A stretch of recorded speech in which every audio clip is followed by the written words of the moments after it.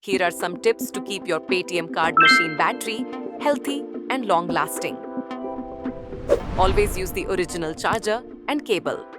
Local chargers can damage the battery. Don't keep it always in charging mode. Unplug the charger once the battery is fully charged. Let the battery go down to 10 to 20% before charging again to keep it healthy. Avoid charging in such conditions where the power supply is unstable, power socket is loose, and with a local extension. Do not expose the device to direct sunlight.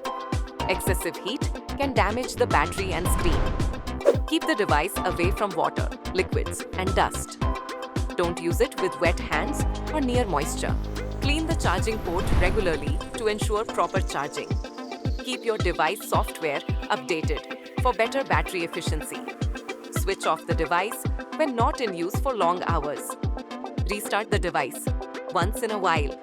This helps it run smoothly.